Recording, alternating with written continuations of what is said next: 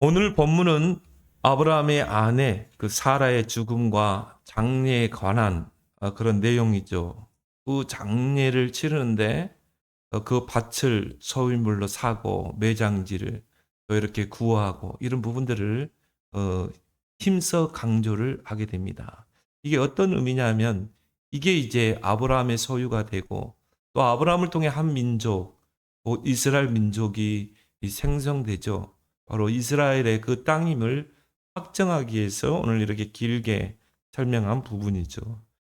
또 오늘 1절에 보니까 사라가 127세를 살았으니 이것이 곧 사라가 누린 횟수라 이렇게 말합니다. 127세를 살다가 하나님의 부르심을 받게 된 거죠. 사라는 어떤 삶을 살다 갔으며 또 어떤 업적을 남겼는가 우리가 좀 살펴볼 필요가 있습니다. 첫 번째로 굴곡진 삶을 산 사라. 우리가 사라의 그 삶을 볼 때, 그렇게 훌륭하게, 정말 하나님께 집중하고 살았다고는 볼 수가 없습니다.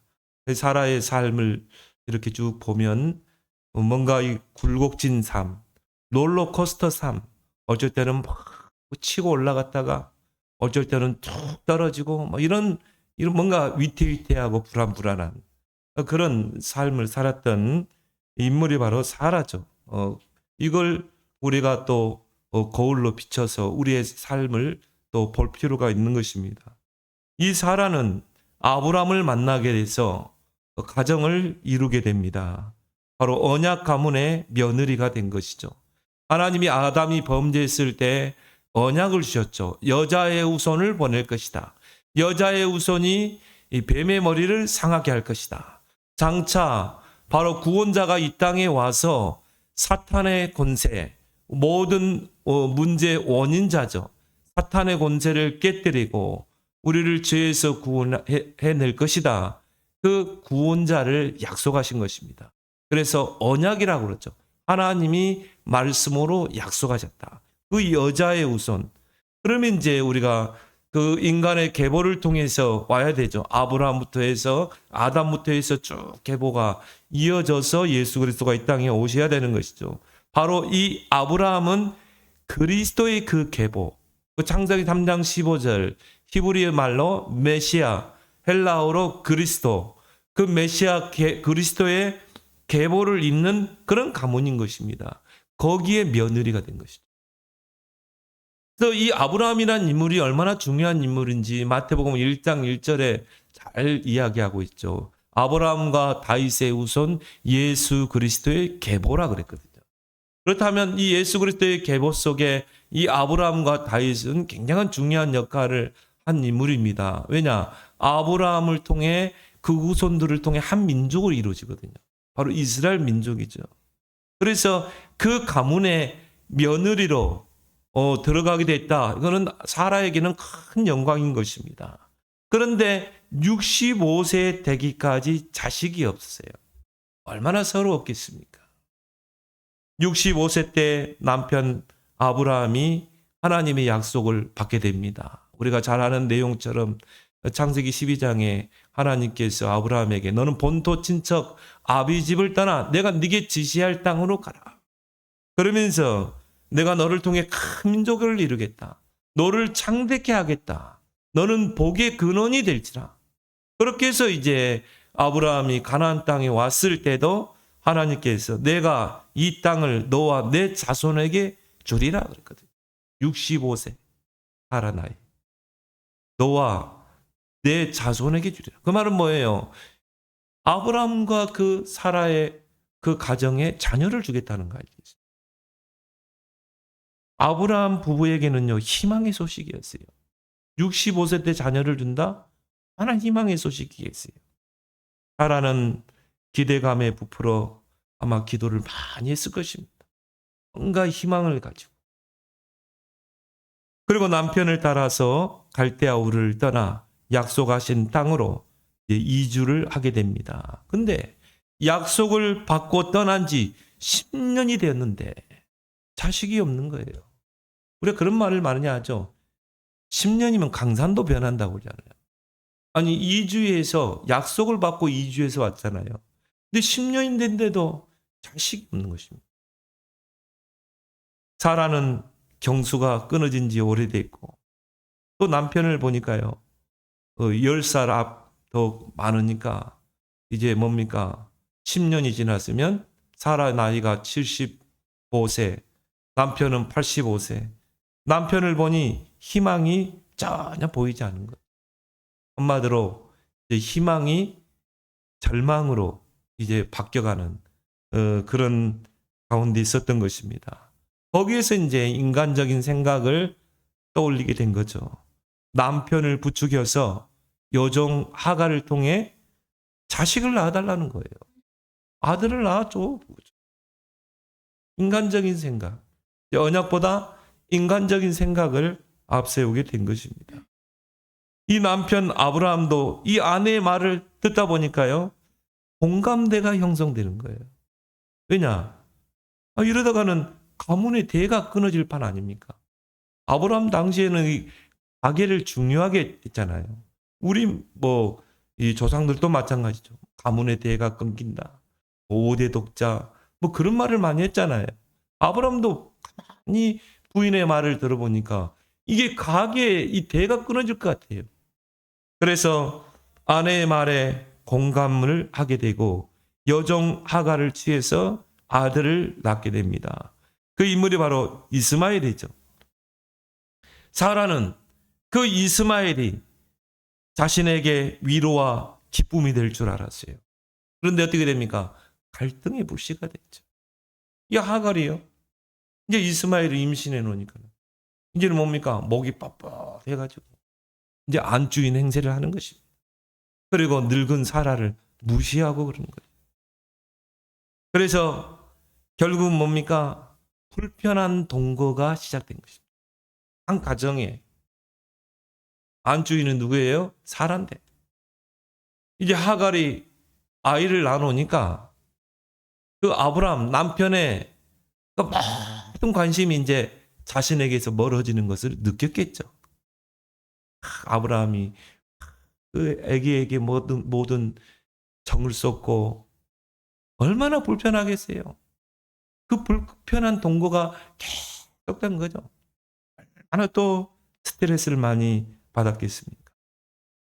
언약 안에 있다 할지라도 믿음 안에 있다 할지라도 막상 우리에게 그런 현실이 오고 내 앞에 이런 문제들이 환경이 주어지면요 갈등할 수밖에 없죠. 그게 모든 게 이 언약보다 당장 내 눈에 보이는 게 더 나를 힘들게 할 수 있잖아요. 사라 나이 89세 때 하나님의 천사가 이제 아브라함과 사라에게 오게 되고 그때 약속을 받게 됩니다. 하나님의 천사가 내년 이맘때 사라에게 아들이 있으리라. 사라 나이 89세. 그 남편 나이 99세 때. 내년 이맘때 사라에게 아들이 있으리라. 사라 그걸요. 아멘 그래야 되는데 어떻게 했어요? 웃거든요. 한마디로 뭡니까? 허탈한 웃음, 냉소적인 웃음. 그러면서 혼잣말로 말하죠. 내가 경수가 끊어진 지도 오래했고 내 나이 89세. 남편은 보니까 전혀 희망이 없는 노인. 무슨 내가 아들을 얻으리요. 그 헛웃음을 했다니까요. 그런데 그 사라 나이 90세 때 절대 불가능이 절대 가능으로 바뀌는 기적을 체험한 거예요. 왜? 그 사라 나이 90세 때 임신을 했다니까요. 이건 절대 불가능이죠. 이미 경수가 끊어진 상태 아닙니까? 임신을 했다니까. 배가 차오른 거예요. 하나님의 역사죠. 하나님의 역사를 본 거죠. 하나님의 약속은 반드시 성취되는구나. 그것도 하나님의 때가 돼서. 내가 아무리 힘쓰고 애써도 하나님의 때, 하나님의 약속은 반드시 성취되는구나. 하나님은 언약의 하나님. 언약을 주시고 그 언약대로 행하시는 분이구나. 그 하나님을 이제 신뢰하게 된 것입니다. 그리고 그 이삭을 낳았을 때 큰 잔치를 하죠. 근데 또 그 기쁨도 시장간이죠. 이 이스마엘이요, 이삭을 괴롭히는 거예요. 그러니까 어떻게 되겠습니까? 또 갈등이 오는 것입니다. 롤러코스터가 계속 되는 거죠. 그래가지고 또 남편을 부추겨서요, 이스마엘을 쫓아내라는 거예요. 하갈과 이스마엘을 쫓아내라. 그 남편도 이제 또 그러니까요, 또 하갈과 이스마엘을 또 딴 살림 차리게 하죠. 하나님이 그 하갈과 이스마엘을 보호하셔서 큰 민족을 이루게 하시는 거예요. 이런 뭔가 이 롤러코스터의 그 굴곡진 삶이 계속된 것입니다. 결국 이삭을 낳은 지 37년이 지난 127세 하나님의 부르심을 받게 됩니다. 이삭, 그 독자 이삭의 결혼을 지켜보지 못하고 그리고 눈을 감게 됩니다. 이삭은 사라가 죽은 지 3년 뒤 40세 때 리브가를 만나서 가정을 이루게 되죠. 이제 3년도 기다리지 못하고 눈을 감은 거예요. 죽고 사는 건 누구 손에 있어요? 하나님의 손에. 그리고 죽을 날 다 정해져 있습니다. 아니, 그러면 우리가 생각할 때요, 하나님은 좀 3년 더 살다가 이삭이 결혼하는 거 보고 불러가시지. 왜 꼭 결혼하기 3년 남겨놓고 그렇게 하나님은 불러가시는가? 그렇게 이야기할 수 있겠죠. 이삭의 결혼을 보지 못하고 사라가 하나님의 부르심을 받은 이유를 저는 생각해 봤어요. 이삭은 누구예요? 언약의 대를 이을 자입니다. 언약의 계보를 이을 자이기 때문에 사라에게서 멀어지게 한 거예요. 저는 그렇게 생각해 봤어요. 아마 사라가 그때까지 살아있다? 그 이삭의 결혼에 적극적으로 개입했을 것 같아요. 그것도 자기 기준에 맞는 며느리를 두려고 했겠죠. 언약과는 전혀 상관없는. 뭔가 이삭의 아내는 어떻게 해야 돼요? 언약으로 소통하는 배우자를 만나야 되거든요. 그런데 만약 이 사라가 그때까지 살아있었다면 자기 기준, 창세기 3장, 그 기준을 가지고 아마 며느리를 부르려고 했을 것이다. 그래서 하나님이 미리 불러가셨다. 생사복이 하나님의 손에 있는 줄 믿습니다. 이런 굴곡진 삶, 뭔가 롤러코스터의 그 삶을 살았던 인물이 바로 사라입니다. 두 번째로 중요한 게 이 사라는 언약 안의 삶을 살았다는 것입니다. 사라는 그 언약의 배경, 언약의 흐름 속에 살았던 인물이죠. 그래서 하나님에게는 어떤 삶을 살았느냐가 중요하지 않습니다. 바로 언약 안에 있는 그 삶, 언약의 계보 속에 있는 삶, 언약의 그 시간표 속에 있는 그 삶이 중요한 줄 믿습니다. 저와 여러분들이 바로 그 속에 있는 거예요. 우리는 연약해요. 부족해요. 어떻게 보면 사라하고 우리가 똑같아요. 성경의 모든 사건과 인물은 우리에게 거울이라고 그래요. 우리를 비춰보는 거울이에요. 우리도 이런 삶을 우리가 살고 있잖아요. 뭔가 굴곡진 삶. 언약은 굳게 붙잡았는데 뭔가 현실에 속는 삶. 그런데 중요한 거는 그 사라는 하나님의 언약의 흐름 속에 있었던 것입니다. 그 언약의 계보 속에 있었던 거예요. 그래서 히브리서 11장은 믿음장입니다. 거기에서 그 믿음장에 사라의 이름이 올라가 있어요. 히브리서 11장 21절에 사라는 이삭을 잉태하고 출산할 때 약속하신 이를 믿으신 줄 알았습니다. 근데 우리가 사라의 삶을 보면요, 솔직히 안 믿었거든요. 그리고 냉소적인 웃음을 있잖아요. 웃음을 지었죠. 그런데 사라는 이삭을 잉태하고 출산할 때 약속하신 이를 믿으신 줄 알았습니다. 현대는 성경에 보니까요, 약속하신 이를 신실한 줄 믿었다. 또 공동 번역에는 진실하게 알았다. 그럼 언약을 붙잡고 그런 믿음이 있었지만 현실에 속게 된 것입니다. 환경에 속게 된 것입니다. 언약은 붙잡았어요. 언약 안에 있었어요. 그리고 그 언약을 붙잡고 기도했지만 내 앞에 당장 현실이 커 보인 것입니다. 내 앞에 당장 내가 처한 그 환경의 문제가 더 커 보인 것입니다. 바로 언약보다 자식이 우상이 된 거죠. 그러니까 계속 갈등의 연속이죠. 자식이 없어서 갈등하고 또 자식을 주니까 그것 때문에 또 갈등하고. 그래서 여종 하갈과 두 번 큰 싸움을 하잖아요. 하갈이 임신했을 때 그리고 자기를 무시했을 때 그때 갈등.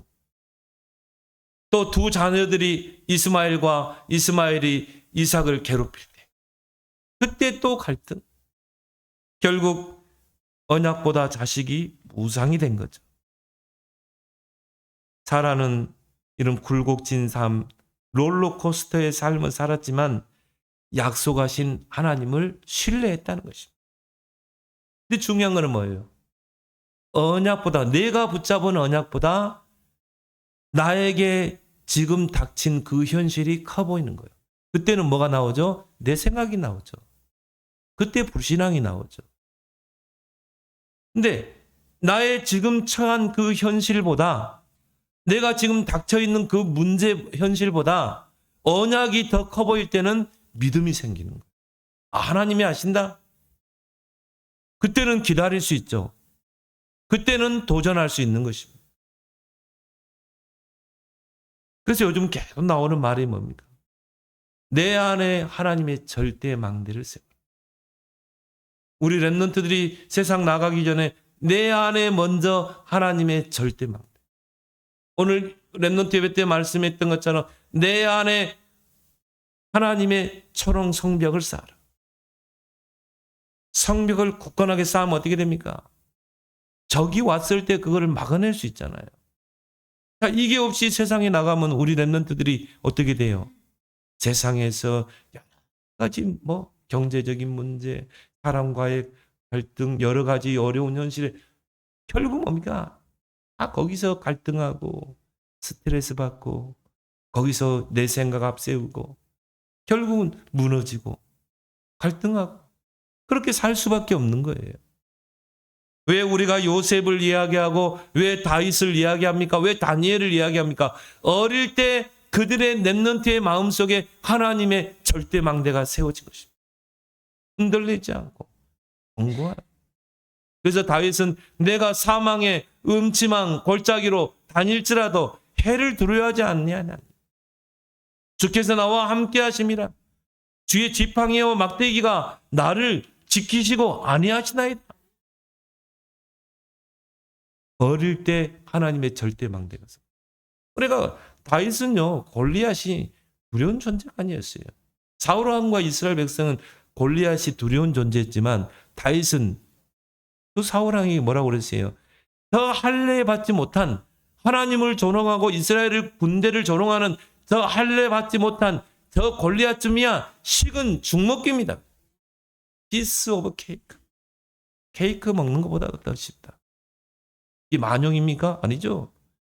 다윗의 내면에 하나님의 절대망대가 견고하게 선 것입니다. 왜 우리 인생이 이렇게 굴곡진 삶을 삽니까? 왜 우리 인생이 이런 롤러코스터 인생을 삽니까? 내 안에 언약은 붙잡았어요. 언약 속에 내가 들어와 있어요. 내 안에 하나님의 절대망대가 아직 세워지지 않은 것입니다. 그러니까 결국 어떻게 합니까? 내 안에 이 사단이 심어놓은 창세기 3장의 흑암망대. 거기에 자꾸 섞는 거예요. 창세기 3장 나 중심, 내 생각, 내 고집대로. 그러니까요. 사라가 그렇게 살았다니까. 무너뜨리고 하나님의 절대망대 세우길 바랍니다. 왜 777 기도에 집중해야 돼요? 진짜 여러분은 결단하고 결심하고 한번 해보세요. 계속 읽으면서 한번 해보세요. 이게 내 마음과 생각에 각인될 때까지. 하나님의 절대망대가 설 때까지. 저는 그걸로 계속 기도하거든요. 하나님 오늘도 공중에 권세 잡은 자를 이길 수 있는 하나님의 능력으로 강력으로 무장하게 해줘. 하나님 오늘도 성삼위 하나님의 능력이 나의 생명과 나의 영혼 속에 나의 삶 속에 임하시고 오늘도 보호자의 축복이 내게 임하고 시공간 초월의 역사가 나의 업 속에 237과 5천 종족으로 연결되게 하고 계속 해보세요. 여러분도 모르게 하나님의 절대 망대가 서게 될 줄 믿습니다. 창세기 17장에 하나님께서 사라의 이름을 바꿔주셨어요. 사라에서 사라로 하나님이 바꿔줬다.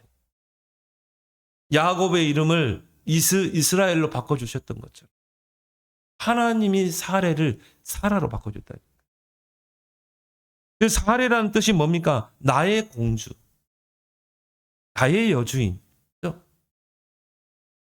그 사라는 이름 개명하기 전에 그 사라는요, 그 아브라함의 바로 사랑스러운 그런 아내였다. 나의 공주요, 나의 여주인, 안주인이었다. 그런데 하나님이 그 이름을 사라로 바꿨어요. 사라의 뜻이 뭡니까? 열국의 어머니. 열국의 어머니가 될 것이다. 그 말은 뭡니까?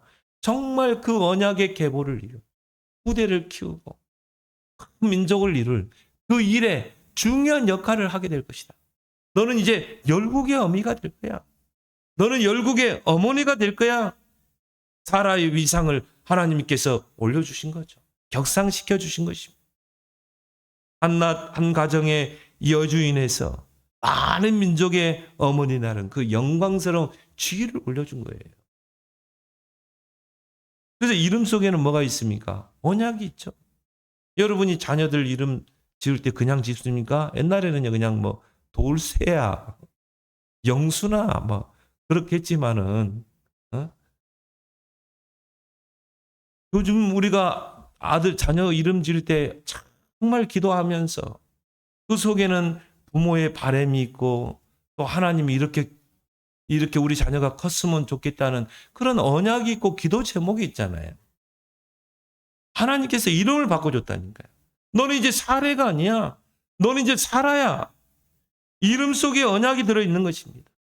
그래서 사라는 언약을 전달하는 데 중요한 역할을 할 인물이야. 그렇게 이름 속에 언약을 각인시킨 거예요. 그 이름 속에 하나님의 언약을 새긴 것입니다. 하나님께서 사라에게 평생 기도 제목을 주신 거예요. 그래서 제 주변에 목사님들도 보면요. 이름을 바꾼 분들이 많더라고요. 김바울, 김요셉. 그 말은 뭐예요? 정말 바울같이 나는 전도자로 살겠다. 요셉과 같이 정말 하나님의 축복받아 세계복음하겠다. 이름을 개명한다는 건 뭘 말합니까? 그 속에 나의 결단이 들어있잖아요. 거기에 나의 뭔가 정말 언약이 새겨져 있잖아요. 이름 속에. 근데 그것도 하나님이 그 이름을 바꿔준 것입니다. 하나님의 말씀인 성경은요. 그 남편에게 복종한 사라의 신앙을 칭찬하고 있어요. 그래서 베드로 사도는 그의 서신 베드로전 3장에서 너희 아내들이여 너희 남편에게 복종하라 이렇게 말하고 그러면서 권면하면서 사라를 예로 든 거예요. 베드로전 3장 6절에 사라가 아브라함을 주라 부르며 복종했던 것 같이 너희 남편에게 복종하라고 그랬어요. 그러면서 말합니다. 너희가 불신 남편에게 복종함으로 너희 남편을 그 불신 상태에서 구원해낼 수 있지 않겠냐. 그러면서 남편에게 복종해야 된다. 물론 우리가 신앙적인 부분은 타협해서는 안 되겠죠. 우리가 신앙의 지조를 지켜야 되지만 그 다음 부분에서는 우리가 충분히 복종할 수 있는 것입니다. 왜? 남편을 그 불구덩이에서 건져내야 되기 때문에. 그러면서 너희 남편에게 복종해야 된다. 그러면서 사라를 예로 들었다.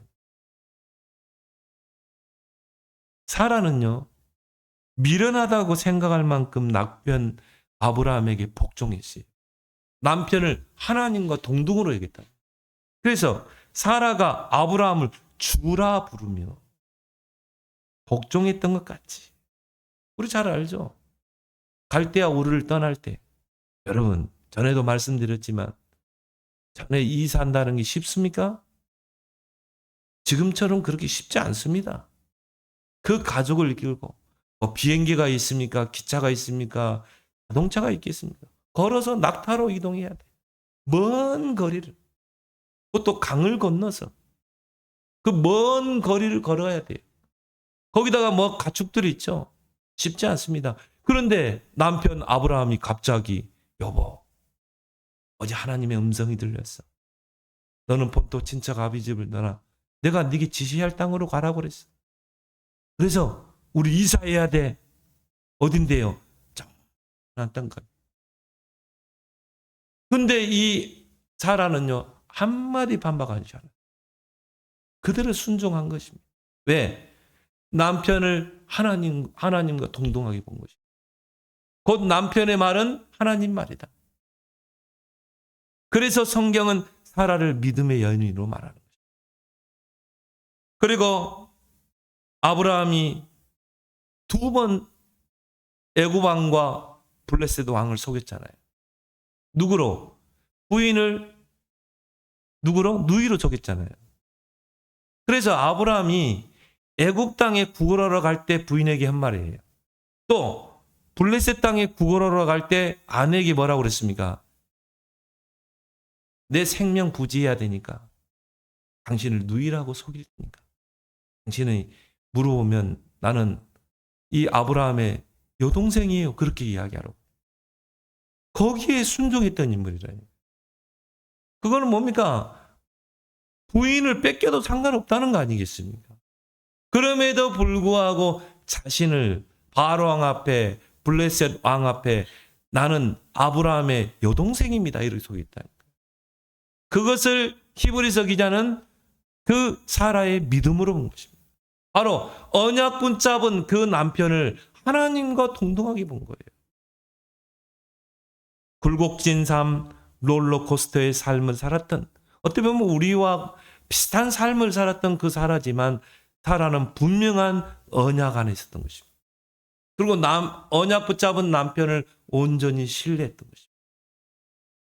세 번째로 우리가 기억할 것은 사라의 매장지를 산 아브라함입니다. 아브라함은 아내 사라의 장례를 그 사라의 고향인 갈대아 우르에서 하지 않았어요. 어디서 했습니까? 그 아브라함이 정착하고 있는 그 헤브론 땅. 그 헤브론 땅에 그 아내를 장례를 치르려고 한 것입니다. 근데 그때 당시에는 뭡니까? 다 고향에 가서 장례를 치르잖아요. 뭐 지금도 그렇죠. 정말 옛날 분들은요. 자기 고향 그 뭡니까? 산에 가서 그 장례를 치르잖아요. 헌산이라고 그러죠. 그런데 아브라함 같은 그때 당시의 풍습만 놓고 보더라도 사라가 이제 죽고 장례를 치르려면 갈대아 우르에 가서 장례를 치러야 하는데 그 헤브론 땅에 장례를 치른 것입니다. 거기에는 중요한 그런 의미가 있는 것입니다. 그래서 당시에는 이 타지에서 이 매장지를 장례를 치를 매장지를 구한다는 것은 쉽지 않습니다. 왜요? 그 당시에는 시족 사회였잖아요. 그래서 자기 땅을 외국인에게 판다는 것은 있을 수 없는 거예요. 친족에게는 팔 수 있었지만 그것을 다른 사람에게는 판다는 것은 그런 상식적으로 맞지 않는 것입니다. 그런데 아브라함은 그 헤브론 땅을 값을 치르고 사서 매장지로 삼으려고 했던 것입니다. 그래서 아브라함은 헤브론에 있는 에불론의 그 밭과 막벨라 굴을 은 400세겔을 주고 합법적으로 구입한 거예요. 거기에 사라와 아브라함도 묻히게 되고 또 그 아들 이삭과 리브가 또 누굽니까? 야곱과 레아까지 거기에 이제 함께 이 장례를 치르고 매장되게 됐죠. 그래서 헤브론의 그 에굴론에게 아브라함이 어떻게 합니까? 그 에굴론의 땅을 사고자 했죠. 그래서 아브라함이 어떻게 해서든 자신의 땅을 사고자 한다는 것을 이 에글론이 알았어요. 그래서 우리가 본문에 읽었던 것처럼 에글론은 그걸 공짜로 주려고 했죠. 당신은 하나님의 지도자이기 때문에 이 땅을 공짜로 주겠습니다. 그런데 아브라함이 그걸 거부했죠. 나는 정당한 값을 주고 그걸 사겠다. 근데 이 에글론이요, 계속 그냥 장례 매장지로 사용하십시오. 그러면서 흘린 말이 뭡니까? 은 400세겔 정도 되는데 그냥 공짜로 쓰십시오. 그래서 은 400세겔은요, 굉장한 그 비싼 가격입니다. 다윗 같은 경우도 그 아라우라의 마당을 살 때 50세겔을 구입했거든요. 이제 성전을 짓기 위해서 그 아라우나의 타작마당을 50세겔에 구입했다 했는데 400세겔을 에글론에 줬거든요. 그건 지금으로 환산하면 한 10억은 가격이 됩니다. 근데 그 가격을 정당하게 주고 합법적으로 그 땅을 구입하게 된 것입니다. 그래서 아브라함은 거기에 대해서 망설이지 않았어요. 오늘 15절에 보니까 내 주여 내 말을 들으소서 땅값은 은 400세겔이나 그것이 나와 당신 사이에 무슨 문제가 되리까? 당신의 죽은 자를 장사소서. 그냥 선처해서 주는 것 같이 이야기했지만 은 400세겔은요 엄청나게 부풀린 가격인 것입니다. 10억 정도 되는. 근데 아브라함은 두말하지 않았어요. 그 값을 치르고 그 땅을 구입하게 된 것입니다. 왜냐하면 그 헤브론 땅은 하나님이 약속하신 땅이기 때문인 것입니다. 그리고 너를 통해 큰 민족을 이룰 것이다. 장차 거기에 아브라함의 후손을 통해 한 민족이 세워져야 되기 때문에 미리 그 땅을 구입한 것입니다. 그래서 아브라함과 후손에게 영원한 기업으로 주시겠다고 약속했기 때문에 믿었기 때문에 그 땅을 구입하게 된 거죠. 그래서 이 헤브론 땅은 아브라함이 구입한 그 약속하신 영토의 첫 번째 땅이 됩니다. 이스라엘의 기초를 형성하는 그런 땅이 된 것입니다. 거기에 이제 이스라엘 민족이 번성하게 되고 거기에 한 민족을 이루게 된 것이죠. 말을 맺겠습니다. 우리 인생이 이 땅에서 한 번은 반드시 죽게 되어 있습니다. 죄의 삭은 사망이요. 한 번 죽는 것은 정해져 있어요. 하나님이 언제 우리를 불러가실지 그 날은 다 정해져 있습니다. 한 번 살다 가는 인생, 그 후에는 심판이 있다고 그랬어요. 그런데 요한계시록 14장 13절에 주 안에서 죽는 자들이 복이 있도다. 저와 여러분들은 그리스도 안에서 제사함 받고 천국의 시민권이 이미 주어진 백성이기 때문에 우리의 죽음은 복된 줄 믿습니다. 근데 중요한 건 뭡니까? 우리가 이 사라의 그 인생 여정을 통해서 어떻게 살았느냐, 그게 중요한 게 아니에요. 어떤 내용의 삶을 살았느냐가 중요한 거죠. 어떤 사람은 오래 장수하다 그리고 하나님 부르심 받는 자도 있고 또 짧은 생을 살다가 하나님의 부름을 받는 사람도 있습니다. 그거는 우리에게 중요하지 않습니다. 근데 중요한 거는 우리가 어떤 내용의 삶을 살았느냐가 중요한 것입니다. 우리가 아브라함의 인생 또 오늘 사라의 인생의 여정을 통해서 우리가 언약 속에 있다는 것, 우리가 이 언약의 대열 속에 있다는 것, 또 저와 여러분들이 그 언약의 그 계보 속에 있다는 것, 그거에 대해서 여러분이 감사하고 현실에 환경에 속지 않고 그 언약을 굳게 붙잡고 정말 기다리고 기도해서 언약 성취의 축복을 누리는 여러분 되길 바랍니다. 풀도 마르고 꽃도 시들입니다. 그러나 하나님의 말씀, 하나님의 언약은 영원히 서리라. 반드시 성취되게 되는 것입니다.